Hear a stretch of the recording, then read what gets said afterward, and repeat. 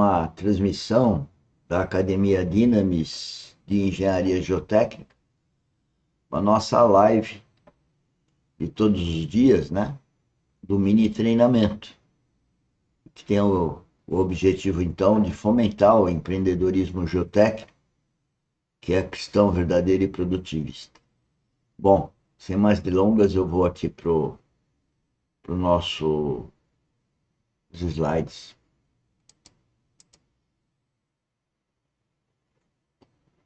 Nós estamos falando então de dimensionamento, né? O dimensionamento da parte de terraplanagem, e aí entende-se o dimensionamento de uma forma geral. Dimensionamento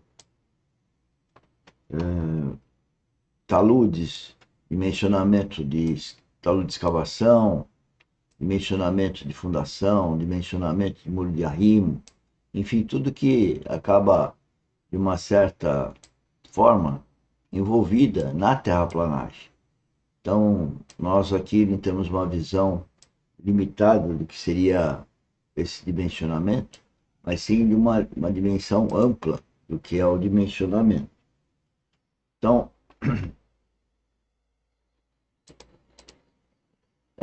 estamos falando aqui de taludes, situação de terraplanagem, conhecimento da terraplanagem, curvas de nível, locação de sondagem, fazer o perfil geológico geotécnico, definir as camadas representativas ou tipicamente iguais que vão compor o modelo de cálculo, e aqui o cálculo de estabilidade, já com seus parâmetros de resistência de cada camada identificada na sondagem e no PGG.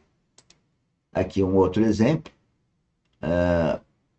topografia, locação das sondagens, perfil geológico geotécnico, está lá em planta em azul, está em perfil, e o cálculo de estabilidade. Os cálculos de estabilidade devem contingenciar diversos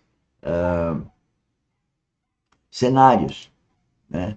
Vocês veem que eu estou falando de situação escavação, situação 1, situação com nível d'água elevado, né?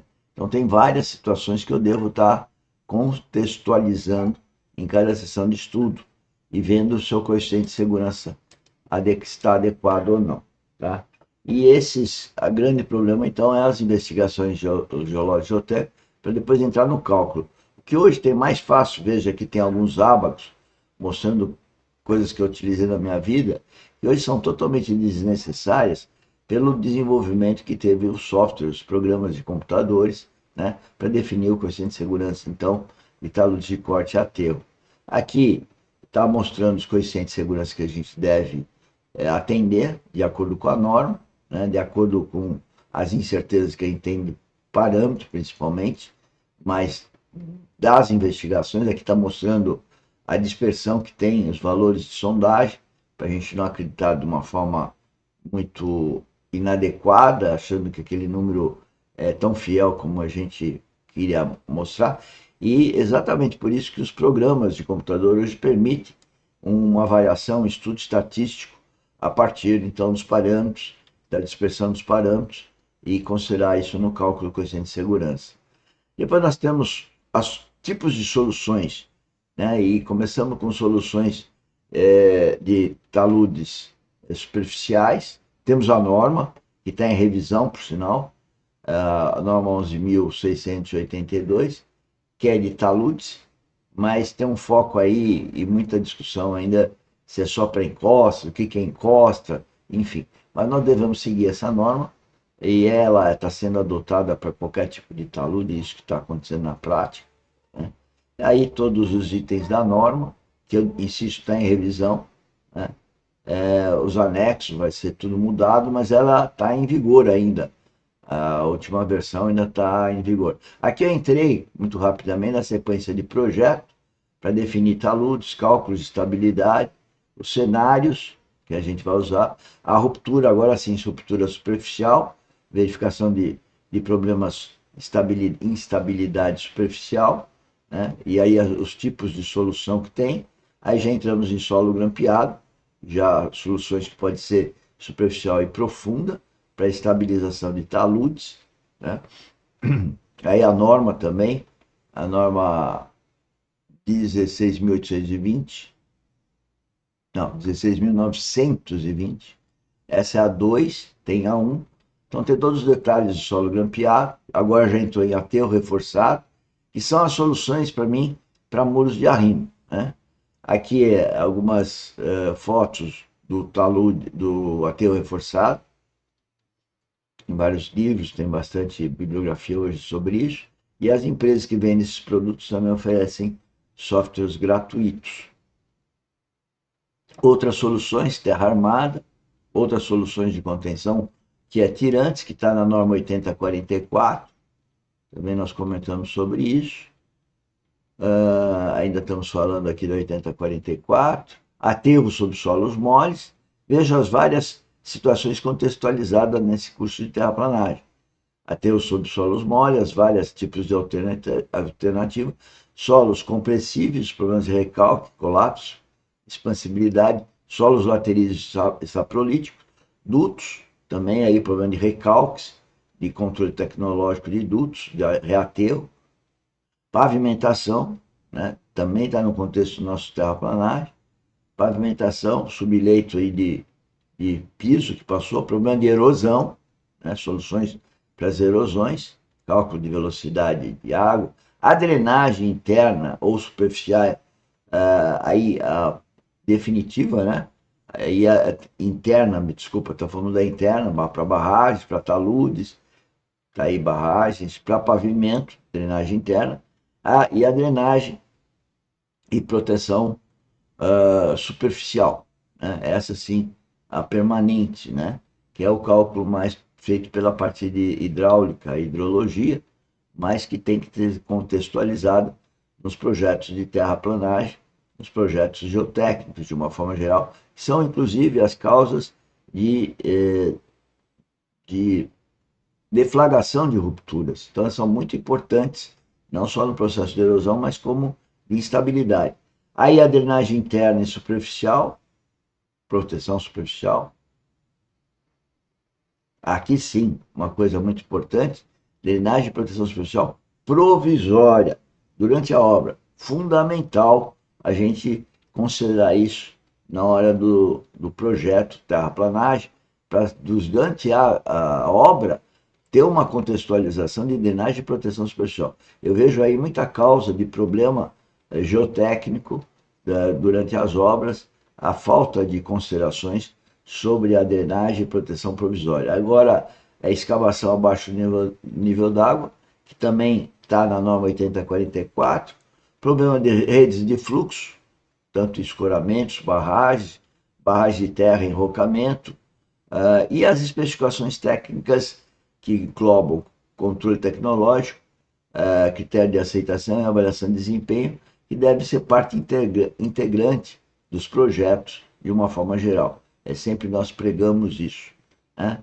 As operações então de escavação, de aterro, as normas que devemos seguir, a obra de limpeza do terreno, os cuidados, a escavação, cuidados com materiais a serem escavados, materiais muito resistentes, rocha, como escavar, aí os produtos dessa escavação de solos saprolíticos ou rocha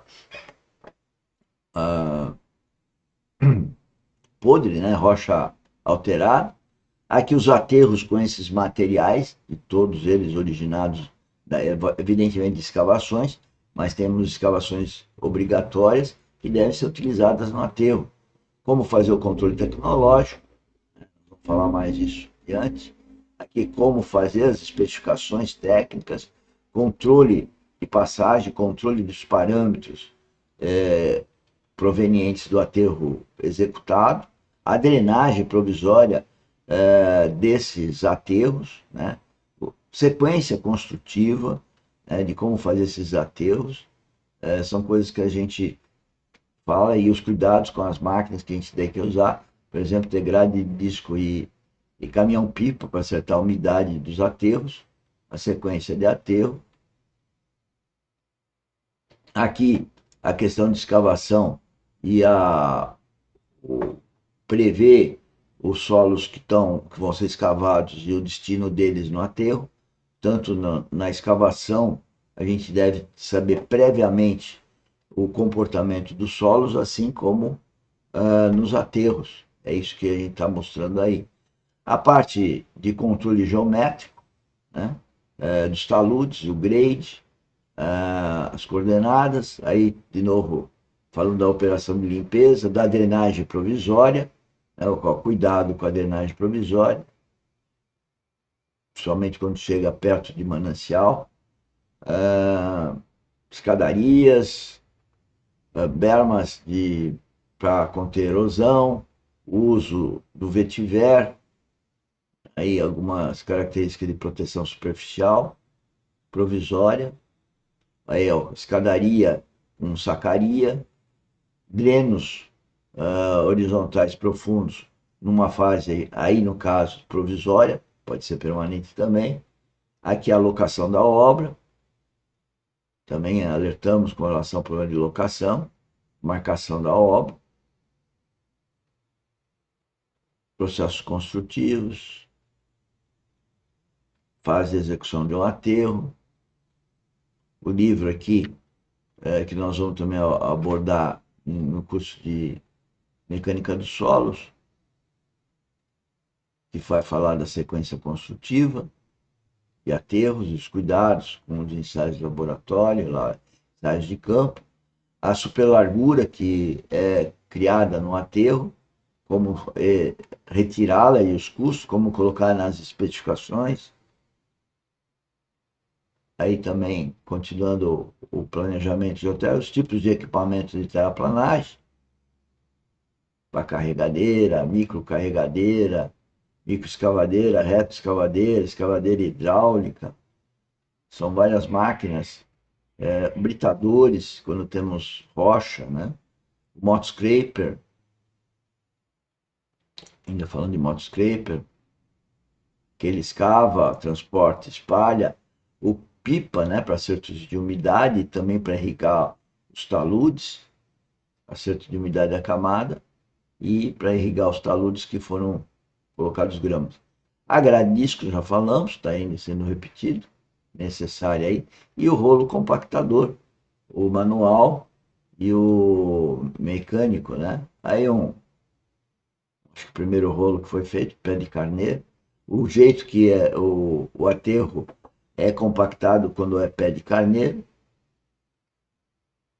quando é compacto e quando é liso. O primeiro para solos finos, o segundo para solos grossos. Os quantitativos que tem que fazer parte do projeto, o volume, o fator de empolamento, o fator de conversão corte-aterro, né? Toda a questão aí para poder ter esses fatores, os critérios de medição e pagamento, né? Que deve estar ligado na especificação técnica, os desenhos de projeto de escavação, desenhos de aterro, enfim, e das obras de solo grampeado, aterro reforçado, e o relatório final com tudo isso. A questão da gestão da obra, alguns cases aí que nós tivemos e estão aqui sendo exemplificados, onde nós fizemos toda essa sequência de trabalho, investigações, perfil geológico geotécnico, coleta de amostras, coletas aí por blocos, ensaios triaxiais, ensaios de laboratório, quadro resumo para definição do parâmetro a ser usado nos cálculos de estabilidade de muros de arrimo, e aí o fator de conversão corte-aterro, o dimensionamento de taludes e de aterros, a drenagem provisória, os desenhos que fizemos nesse caso, né, para drenagem provisória, a execução da obra, detalhes aí do AGO, fazendo correções e orientando a execução da obra. O problema das valas, era o loteamento. Aqui o caso de um muro de arrimo que tínhamos lá próximo da área de proteção ambiental, detalhes aí do muro de arrimo.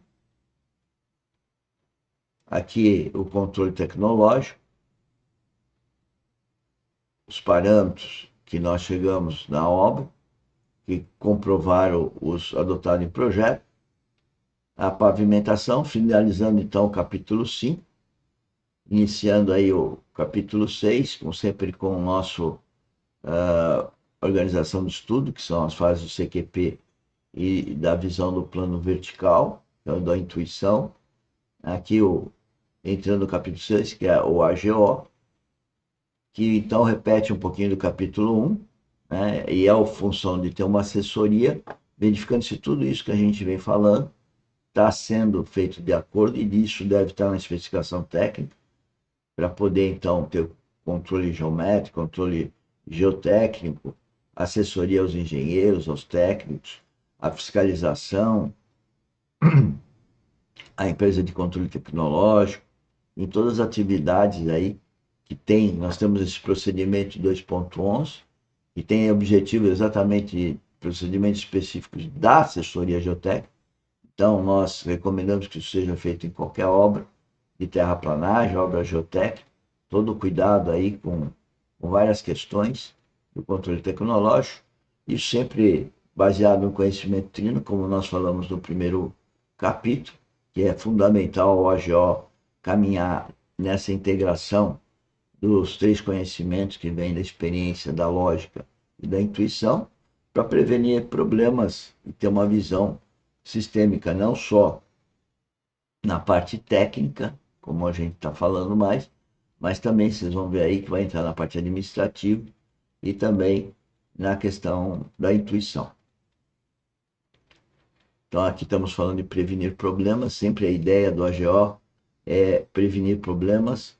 Aqui está falando do controle tecnológico, dos tipos de controle tecnológico. Aqui é o resultado do controle tecnológico, como deve ser feito, os cuidados com o controle de umidade, o MED-HILF, que deve ser utilizado no controle tecnológico.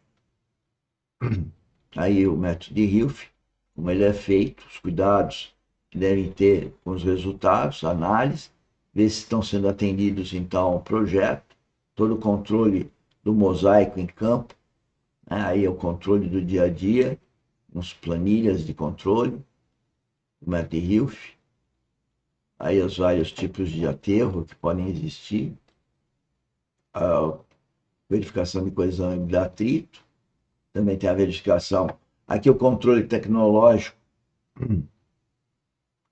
e eu acho que o nosso tempo estourou sobremaneira aqui. Eu errei no